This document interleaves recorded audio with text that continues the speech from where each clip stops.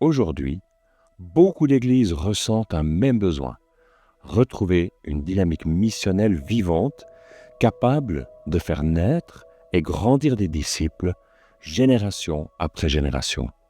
Mais comment transformer ce désir sincère en réalité? Comment voir une vraie multiplication de disciples de Jésus? Pour comprendre, imaginons d'abord une église qui n'a plus l'habitude d'accueillir de nouveaux croyants. Puis soudain arrive une multitude de disciples pleins d'enthousiasme, prêts à grandir dans leur foi. Mais cette effervescence soudaine provoque des frictions. Des malentendus surgissent, des fonctionnements habituels sont remis en question, et cela peut aller jusqu'à créer des tensions, voire des divisions profondes. Dans l'évangile de Luc, chapitre 5, Jésus donne une image forte. Du vin nouveau ne peut pas être mis dans de vieilles outres, sinon elles éclatent et tout est perdu. À la place, il faut des outres neuves.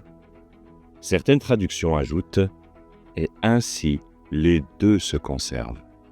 Alors faut-il créer de nouvelles églises à chaque fois qu'un élan missionnel se manifeste? Pas nécessairement.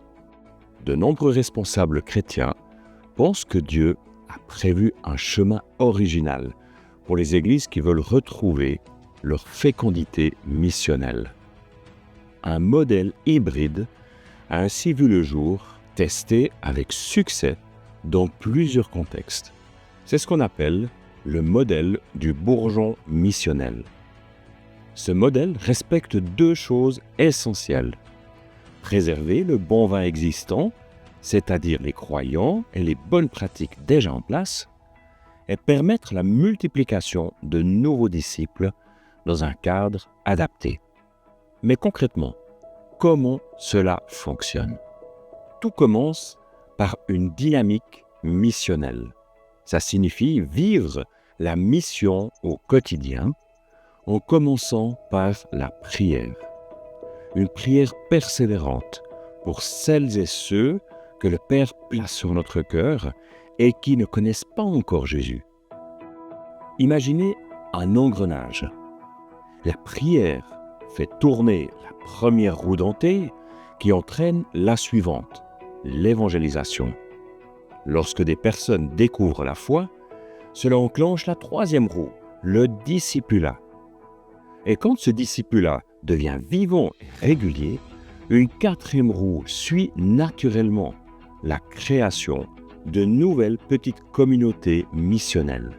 Ce n'est pas une suite d'activités séparées, c'est un processus fluide où chaque étape nourrit la suivante. Dans une église existante, on conserve ce qui fonctionne bien. Et à partir de cette base, on fait naître un bourgeon missionnel. Un petit groupe de personnes engagées, reconnues et déterminées à vivre pleinement cette dynamique missionnelle.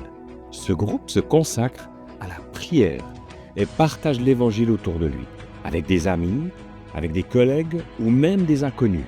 Ceux qui se tournent vers Jésus sont ensuite accompagnés, formés et encouragés à grandir au sein de ce bourgeon missionnel plein de vitalité.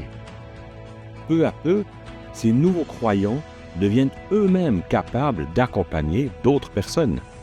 Et le bourgeon se multiplie, de nouvelles petites communautés missionnelles voient le jour. Ce groupe, généralement composé de 5 à 10 personnes, n'a souvent plus la possibilité de participer régulièrement aux activités classiques de l'Église. Mais il prend part de temps à autre à un culte ou à un événement commun pour partager ce que Dieu accomplit dans la moisson locale. Les nouveaux disciples restent dans cette dynamique missionnelle. Ils sont formés pour multiplier eux-mêmes et accompagner à leur tour d'autres croyants. Du point de vue des membres de l'Église, ces groupes missionnels sont perçus comme de nouveaux groupes à part entière, faisant partie de la vie communautaire, comme les activités déjà existantes, telles que les groupes de prière ou d'études bibliques. Mais alors, comment garder le lien entre ces groupes et l'Église locale. Pour cela, le rôle des responsables de l'Église locale est essentiel. Ils encouragent cette nouvelle dynamique et la soutiennent tout en continuant de faire vivre l'Église telle qu'elle est. Ce sont deux réalités complémentaires au service du même royaume. Et pour renforcer cette complémentarité, un magnifique outil vient s'ajouter, les communautés d'apprentissage à la parentalité spirituelle. Pour comprendre de quoi il s'agit, prenons une image familière. Imaginez une aire de jeu. Les enfants s'y amusent pendant que les parents, assis sur des bancs, échangent entre eux. Ils partagent leurs joies, leurs doutes, leurs expériences, et ensemble, ils apprennent à devenir de meilleurs parents. Dans l'Église, on peut également retrouver cet espace de partage et de soutien mutuel, mais autour de la croissance spirituelle. Des rencontres régulières sont organisées, rassemblant les membres des bourgeons et de l'Église locale. On y partage témoignages, apprentissages, réussites et défis. Ce sont des temps riches qui nourrissent la foi de tous et renforcent la culture missionnelle de l'Église. Une culture vivante, tournée vers l'extérieur. Et alors, petit à petit, l'enthousiasme missionnel se développe dans l'Église. De plus en plus de membres veulent vivre cette dynamique, que ce soit dans un bourgeon missionnel ou au sein même de leur communauté locale. Cette initiative missionnelle permet la naissance de petites communautés reliées entre elles qui à leur tour se multiplient tout en restant attachées à l'Église d'origine. L'Église devient alors une famille aux multiples visages enracinés dans un territoire élargi. Et pour nourrir cette unité, des événements communs peuvent être organisés de temps à autre. Concerts, fêtes, actions sociales, évangélisation, ces temps rassemblent les différentes facettes de l'Église et renforcent le sentiment d'appartenance à un même corps.